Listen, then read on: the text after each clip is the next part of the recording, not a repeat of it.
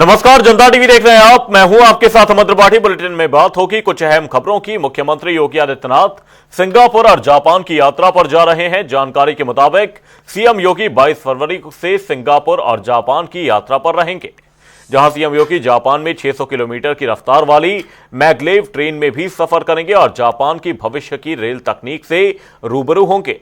आपको बता दें कि सीएम योगी की इस जापान यात्रा के दौरान उत्तर प्रदेश में आधुनिक परिवहन ढांचे के विस्तार पर फोकस रहेगा।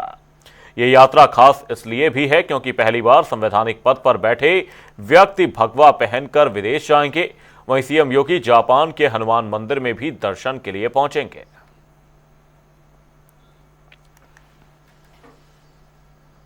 राजधानी लखनऊ में मुख्यमंत्री योगी आदित्यनाथ ने इंडियन ऑयल कॉरपोरेशन के अध्यक्ष की मौजूदगी में गोरखपुर में बनने वाले अंतर्राष्ट्रीय क्रिकेट स्टेडियम को लेकर यूपी सरकार और इंडियन ऑयल कॉरपोरेशन लिमिटेड के बीच एमओयू पर हस्ताक्षर किए। वहीं इस पहल से पूर्वांचल में खेल सुविधाओं को बड़ा बढ़ावा मिलने की उम्मीद जताई जा रही है।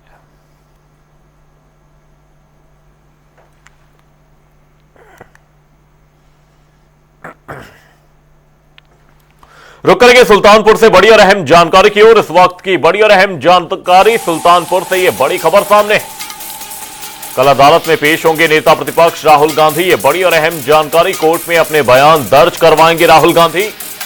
पिछली तिथि पर राहुल गांधी उपस्थित नहीं हुए थे। एमपी एमएलए कोर्ट ने लास्ट चांस देकर तलब किया था। गृहमंत्री अमित शाह के खिलाफ टिप्पणी का यह पूरा मामला है। अमित शाह पर टिप्पणी मामले में मानहानि का यह केस है। यह पूरी जानकारी आपको बता रहे हैं। कल अदालत में पेश होंगे नेता प्रतिपक्ष राहुल गांधी। कोर्ट में अपने बयान दर्ज करवाएंगे। आपको बता दें, राहुल गांधी पिछली तिथि पर उपस्थित नहीं हुए थे। एमपी एमएलए कोर्ट ने लास्ट चांस देकर तलब किया था।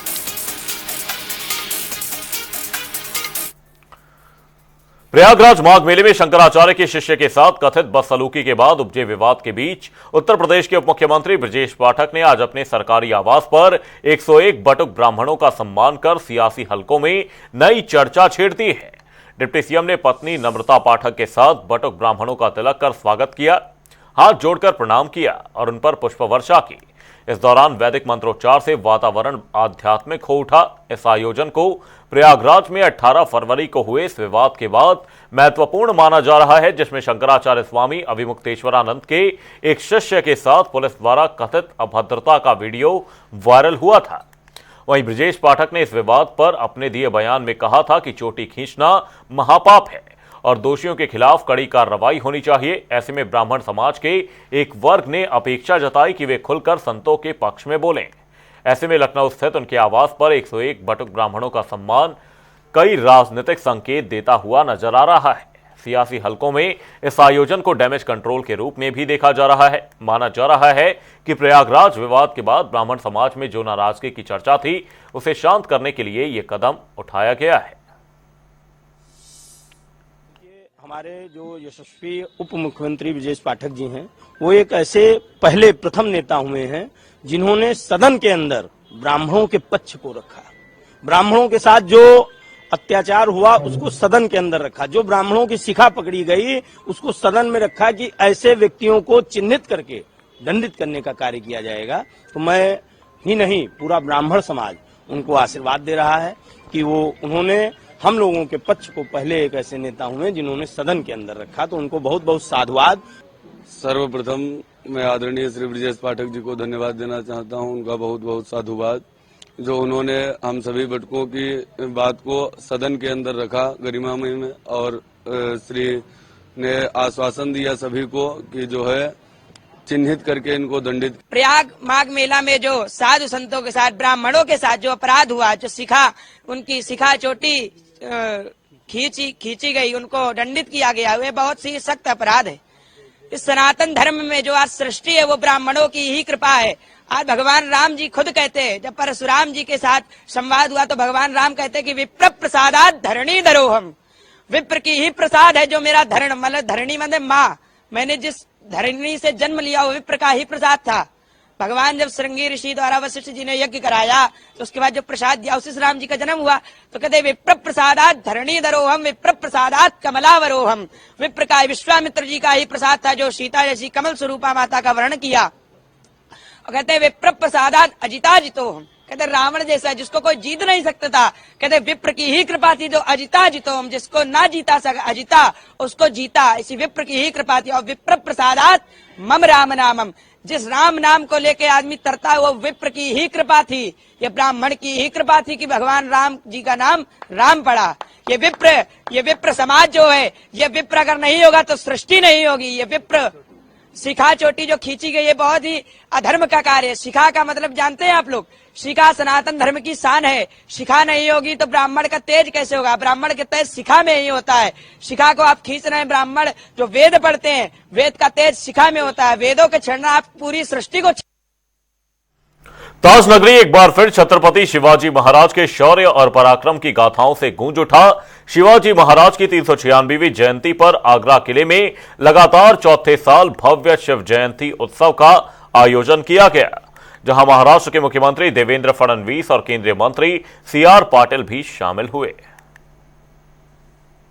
तो बहुत बड़ा है क्योंकि जब औरंगजेब ने आगरा में उनको बंदी बनाया और औरंगजेब ये मानता था कि अब ये हिंदवी स्वराज समाप्त हो जाएगा, ऐसे समय जिस प्रकार से आगरा में उन्होंने एक अलग प्रकार के गुरिल्ला वॉर के माध्यम से, गनीमी कावा के माध्यम से वे आगरा से निकल पड़े और वापिस उन्होंने स्वराज्य का निर्माण किया। इसलिए हम लोग यहाँ पर आगरा में आते हैं, यहाँ कार्यक्रम होता है। मैं उत्तर प्रदेश सरकार का, हमारे मुख्यमंत्री योगी जी का भी आभार व्यक्त करता हूं कि यहाँ पर सारी व्यवस्थाएं हमको उपलब्ध करा दी जाती है और एक प्रकार से फिर एक बार महाराज की वीरता, उनका शौर्य, उनका जो बुद्धि चातुर्य था, उनकी जो युद्ध नीति थी, उन सभी को। यूपी विधानसभा के बजट सत्र का 9वां दिन रहा, जहां इस दौरान सदन में कई बार सत्तापक्ष और विपक्ष के बीच तीखी नोकझोंक भी देखने को मिली। किसानों और भारत अमेरिका ट्रेड डील को लेकर विपक्ष ने सदन में सरकार से सवाल खड़े किए, तो वहीं कीटनाशकों को प्रतिबंधित करने और ट्रेड डील को लेकर भी जमकर निशाना साधा। मामला था खाद का, खाद दे नहीं पा रहे, एक दो बोरी के लिए 4 दिन लाइन लगाना पड़ी, वो भी नहीं मिली। और बातें सदन में ऐसे करते हैं कि सब कुछ कर दिया है और करा कुछ नहीं, केवल ये सब लोग भ्रष्टाचार में लिप्त हैं, तो ये प्रदेश को लूट रहे हैं। अब बजट अभी दिखा रहे हैं कि इतना बजट, पहले तो इन्होंने टैक्स लगाए, फिर जीएसटी लगाई, अब बताओ 28% जीएसटी लगा करके अब कर दी है 18%, उसे अपनी कामयाबी बताते हैं। तो ये भ्रष्ट सरकार है, लुटेरे लोग हैं, ये लूट के ले जा रहे हैं। वॉकआउट की वजह स्पष्ट थी। समाजवादी पार्टी के वरिष्ठ सदस्य अमरपाल सिंह जी ने प्रश्न के माध्यम से सरकार से पूछना चाहता कि आप किसानों के लिए कौन सी नीति लाए हैं कि आज समय पे ना तो उन्हें खाद मिल पा रही, न बीज मिल पा रहा, न पानी मिल पा रहा है, और जो कीटनाशक दवाइयों का अंधाधुंध प्रयोग हो रहा है और कुछ ऐसी दवाइयाँ जो प्रतिबंधित हैं, उन दवाइयों को भी मार्केट में धड़ल्ले से बेचा जा रहा है, जिसके कारण कैंसर जैसी घातक बीमारियां लोगों में पनप रही है। तो सरकार इसका उत्तर ना दे करके अनाप शनाप ध्यान दूसरी तरफ ले जा रही थी, जिसको समाजवादी पार्टी ने मांग किया कि आप उत्तर दें। तो जब उत्तर नहीं आया तो हम लोगों ने बहिर्गमन का ही रास्ता चुना और सरकार के उत्तर से असंतुष्ट हो गए। जो इनका एग्रीमेंट हुआ है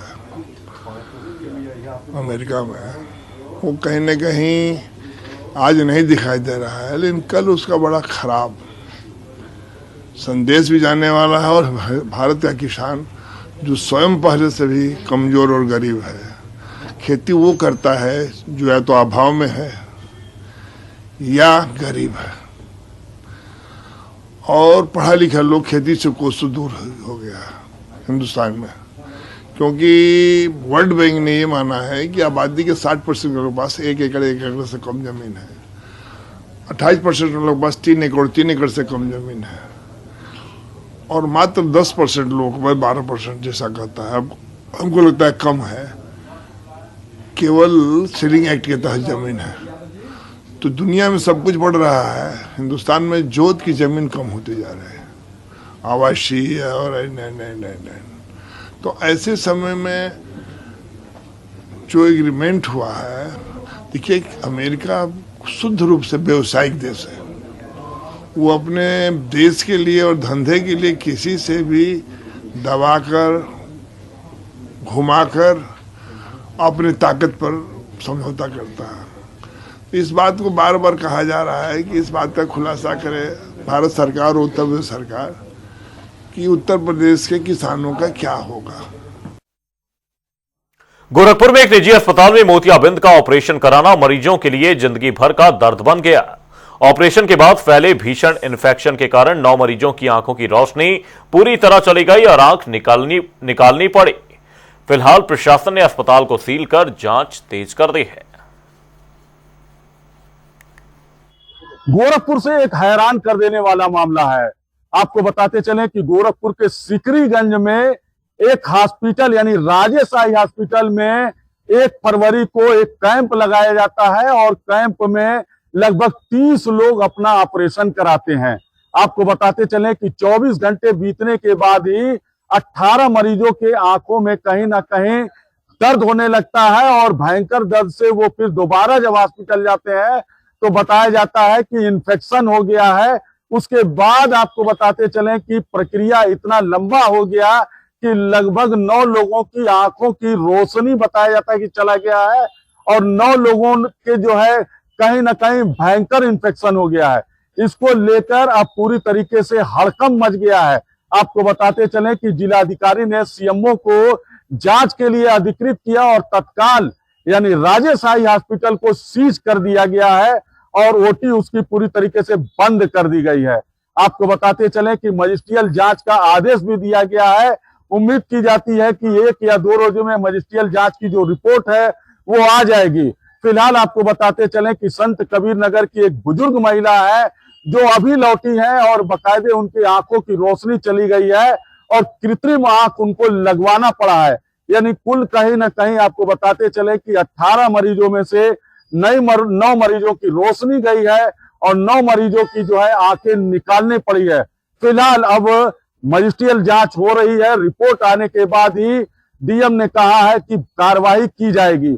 वहीं डीएम का यह भी कहना है कि अभी तक कोई भी एप्लीकेशन यानी कि पत्रक नहीं आया है। पत्रक आने के बाद उस हॉस्पिटल पर एफआईआर भी दर्ज कराई जाएगी। फिलहाल जांच रिपोर्ट का इंतजार है। सुभाष गुप्ता, जनता टीवी, गोरखपुर। उधर कानपुर देहात में बीजेपी सरकार की महत्वाकांक्षी योजना अमृत सरोवर तालाब भ्रष्टाचार की भेंट चढ़ता नजर आ रहा है, जहां आरोप है कि निर्माण के नाम पर लाखों रुपए की निकासी की गई, लेकिन हकीकत यह है कि सरोवर पूरी तरह से गंदगी और दूषित पानी से दम तोड़ रहा है। हमारे संवाददाता विशाल सिंह की एक खास रिपोर्ट देखिए। सरकार का महत्वाकांक्षी डीम प्रोजेक्ट अमृत सरोवर तालाब कागजों पर साकार किया जा रहा है, हकीकत पर दम तोड़ता नजर आ रहा है। मेरी मौजूदगी रसूलाबाद विकासखंड के बहादुरपुर ग्राम पंचायत में है, जहां पर आप देख सकते हैं ये अमृत सरोवर तालाब है और इसकी कार्य योजना जब चालू हुई थी तो 6/6/2023 में कार्य योजना शुरू हुई थी, जिसका एक बोर्ड भी लगाया गया है और बोर्ड के आसपास किस तरीके से जंगल नुमा यानी कि पेड़ खड़े हुए हैं बम्बूर के। और इसके बाद यानी कि तालाब की जो स्थिति दिखाएंगे, तालाब का पानी जरूर आपको शुद्ध दिख रहा है, लेकिन पानी इतना गंदा और इतना काला पानी है कि यहाँ के लोग ना तो जानवर पानी पिलाने के लिए आते हैं और ना ही इस पानी का कोई प्रयोग किया जाता है। गाँव के ग्रामीणों ने बताया कि गाँव के जो यानी कि नाले हैं और नालियां हैं उनका गंदा पानी इस तालाब में डाला जाता है, जबकि भाजपा सरकार का डीम प्रोजेक्ट अमृत सरोवर तालाब कागजों पर कुछ अलग ही बयां हो रहा है। हकीकत जो है वो आप देख कर दंग रह गए होंगे कि यहाँ के ग्रामीणों ने बताया कि तालाब के आसपास जो सुंदरीकरण का कार्य होना था वो भी सुंदरीकरण का कार्य नहीं किया गया है और न ही किसी तरीके से तालाब के देखरेख का काम किया जा रहा है। केवल सिर्फ सरकार की योजना को अमली जामा पहनाकर जिम्मेदार अधिकारियों ने वाहवाही लूटी है। पूरे मामले पर जब हमने खंड विकास अधिकारी विपुल विक्रम सिंह से बात करने का प्रयास किया तो उन्होंने रटा रटाया जवाब दिया, मामला संज्ञान नहीं, जांच कराकर कार्रवाई की जाएगी, लेकिन ऑन कैमरा बोलने से मना कर दिया। हकीकत आप समझ सकते हैं कि इस तरीके से भ्रष्टाचार योजनाओं में किया जा रहा है और जिम्मेदार अधिकारी भी इस पर चुप्पी साध लेते हैं। अब देखना ये होगा कि जिले के अधिकारी क्या कुछ कार्रवाई कर पाएंगे या इसी तरीके से भाजपा सरकार के जल संरक्षण अभियान को पलीता लगाया जाएगा? विशाल सिंह जनता टीवी, रसूलाबाद, कानपुर देहात। रमजान का पाक महीना आज से शुरू हो चुका है। रमजान का मुबारक महीना आते ही मस्जिदों में इबादत करने वालों की संख्या बढ़ जाती है। बाजारों में चारों तरफ खजूर और सहरी के सामान से उठने वाली खुशबू फैलने लगती है। रोजे रखकर लोग अल्लाह की इबादत करते हैं। वहीं देश भर में चांद का दीदार होने के बाद आज रमजान का पहला रोजा है। संगम नगरी प्रयागराज से हमारे संवाददाता एस एम आमिर की एक खास रिपोर्ट देखिए। रमजान की शुरुआत हो चुकी है। बाजारों में खजूर तो बहुत सारे बिकते हैं, मगर अगर बात करी जाए मदीने के खजूर की तो जहां से ये सप्लाई होता है, आज हम वहां पहुंचे हैं और यहां पर आपको हम दिखाते हैं कि किस तरह से पैकिंग होती है। सऊदी अरब से, मदीने से ये खजूर यहां आते हैं और यहां से पूरी पैकिंग होती है और ये पैकिंग होकर मार्केट में जाते हैं, क्योंकि कहा जाता है रमजान के मुबारक महीने में खजूर से ही लोग अफ्तार की शुरुआत करते हैं और जिसकी डिमांड बढ़ जाती है। और आपको दिखा रहे हैं यहाँ पे विभिन्न प्रकार के खजूरों की जो प्रजाति कहा जाए है, यहाँ पर कई प्रकार के खजूर है। भाई साहब, आप खजूर लेने आए हैं, कहाँ से आए हैं, क्या कहिएगा? मैं ममफोर्डगंज में रहता हूँ, प्रयागराज के क्षेत्र में। और यहाँ खजूर पूरे मदीने का जो खजूर होता है, जितने भी टाइप के खजूर होते हैं यहाँ मिलते हैं और अच्छे रेट पे मिल जाते हैं। नबी करीम सल्लल्लाहु अलैहि वसल्लम भी खजूर से ही रोज़ा खोलते थे। रेगिस्तान का क्षेत्र पड़ता है मदीना शरीफ, वहाँ जो खजूर की खेती होती है बहुत ही अच्छी उम्दा होती है। लेकिन हम लोग केवल और केवल इजराइल के खजूर को छोड़ के बाकी किसी भी देश के खजूर इस बार खरीद रहे हैं। तो देखिए, कहीं ना कहीं लोग इजराइल के खजूर का बाइकआउट कर रहे हैं, मगर यहाँ और भी खरीदारी करना है। ये बताइए, आप खरीदारी करना है खजूर को लेकर, रमजान का महीना शुरुआत हो गई, क्या कहिएगा? भाई, खजूर से ही इफ्तार का शुरुआत होती है और सुन्नत है, और जो खजूर की क्वालिटी और रेंज इनके पास मिल जाती है तो हमारा अपना तजुर्बा है कि ऐसा कहीं जो है इस क्वालिटी का माल नहीं मिलता। फिलहाल आपकी जो दुकान पे यहाँ से आप जो सप्लाई करते हैं पूरी मार्केट में, खजूर तो बहुत जगह के, मगर आप मदीने का ही खजूर सिर्फ मदीने में जो है खाओ तो सेहत, रखो तो बरकत। और इसकी जो फजीलत है इस खजूरों की, जैसे कि अजवा हार्ट में काम आता है, मबरूम जो है प्रेग्नेंट औरतों में काम आती है, प्लस उसके बाद जो है अंबर है वो नाश्ते में काम आता है, हीमोग्लोबिन बढ़ाने के लिए मबरूम है, मजदूल है, ये सब चीज़ें हैं जो मदीने से आते हैं। अजवा है, अंबर है, मबरूम है, मजदूल है, सुगई है, शुक्री है, शुक्री रुतब है, शुक्री मुफत्तल है, बरही है, इखलास है। इस तरह की 18-19 किस्म के खजूर अल्हम्दुलिल्लाह मेरे पास है। से स्टार्टिंग बाजार में तो खजूर 100 रुपए से भी मेरे पास 400 रुपए से रमजान के इस मौके पे 400 रुपए में मैंने किया है। अदरवाइज यही रमजान शव्वाल के महीने में रमजान के बाद 500 रुपए किलो हो जाएगा ये।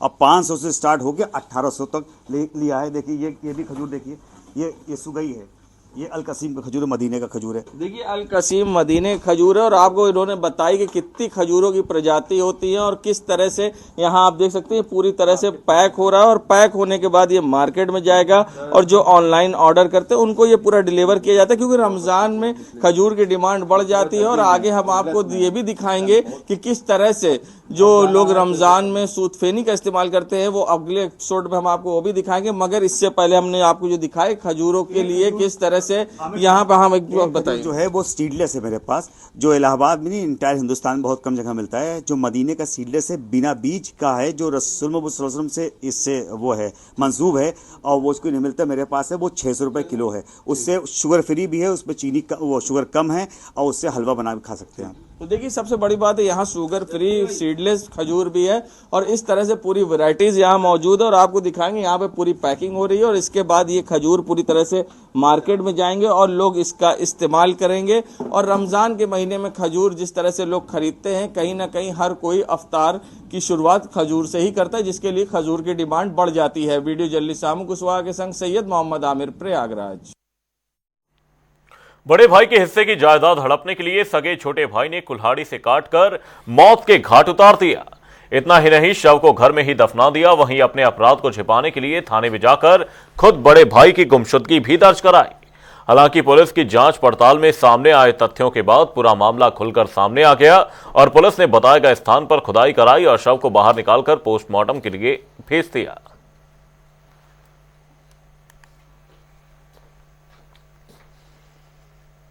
होली का रंग अभी से ही चढ़ने लगा है। सहारनपुर के बाजार त्योहार की रौनक से गुलजार नजर आ रहे हैं। होली को लेकर ऐसा क्या है खास, इस खास रिपोर्ट में देखिए। रंगों का त्योहार होली अब नजदीक है। ऐसे में उत्तर प्रदेश में सहारनपुर के बाजार त्योहार की रौनक से गुलजार हैं। रंगों, पिचकारियों और त्योहार की दूसरी जरूरी चीजों के साथ साथ खास तौर पर डिजाइन किए गए होली के कपड़े भी नजर आ रहे हैं। दुकानदारों का कहना है कि पिछले 4-5 सालों में होली के कपड़ों की मांग तेजी से बढ़ी है। उनके मुताबिक सोशल मीडिया इस ट्रेंड को बढ़ावा दे रहा है, क्योंकि त्योहारों पर फोटो शूट करवाना खास चलन बन गया है। होली में आजकल डिफरेंट कलर के, डिफरेंट तरह के जो है इमेजेस, अलग अलग तरह की जो है डिमांड निकली हुई है। पिछले 2-3 साल से ज्यादा चलन हो रहा है इसका, तो इसके लिए हमें पहले ही तैयारी करनी पड़ती है। लगभग हम दिसंबर एंड से जो है शुरू हो जाते हैं। इसके लिए 2-3 महीने हमें लगते हैं इसकी तैयारी करने में। डिमांड ज़्यादा होने की वजह से हमें प्रोडक्शन भी ज़्यादा करनी पड़ती है थोड़े समय के अंदर, तो इसलिए हम दिसंबर से शुरू हो जाते हैं इसमें। डिजाइन बहुत मल्टी कलर में जो है आजकल सोशल मीडिया पे नए तरह तरह डिजाइन आ रहे हैं, तो वही हम डेवलप करते हैं। भैया 3-4 साल से होली का जो है टी शर्ट का ट्रेंड में आ गई है। पहले लोग पुराने कपड़ों में ही पहन के गुजारा कर लेते थे, लेकिन अब क्या है कि लेडीज के लिए कुर्ती बन गई है, बच्चों के लिए अलग टी शर्ट बनी है, छोटे बड़े साइज की बनी है, और एक मैजिक टी शर्ट बनी है जिसमें आप कलर होते हैं, और पिचकारी मारो तो उसका कलर छूटता है। किस तरह की नई टी शर्ट बनी है, तो ये खूब ट्रेंड में आ गया है। पड़ोसी राज्य उत्तराखंड से भी व्यापारी त्योहारों का सामान खरीदने के लिए सहारनपुर आ रहे हैं। क्या कुछ लेने आए यहाँ पर? ये होली की टी शर्ट्स वगैरह, कुर्तियाँ वगैरह। तो कैसी डिमांड है इन टी शर्ट्स के? आजकल तो डिमांड है बहुत। ये जो इंस्टाग्राम वगैरह या सोशल मीडिया के थ्रू ना बहुत एक्टिव हुआ है, जो जागरूक हुआ है, नागरिक वगैरह है ना, तो डिमांड इन टी शर्ट्स की ज्यादा आती है। हाँ, अब आजकल डिमांड ज्यादा है पहले से कंपैरिजन में ना। जी पहले नहीं थी? नहीं, पहले लोग क्या पुराने कपड़े इस्तेमाल कर लेते थे, जो फटी हुई टी शर्ट्स है उसका यूज ज्यादा होता था। होली 4 मार्च को मनाई जाएगी। ऐसे में व्यापारी और दुकानदार त्योहार से पहले के दिनों में त्योहारी खरीदारी में तेजी लाने की कोशिशों में जुटे हुए हैं।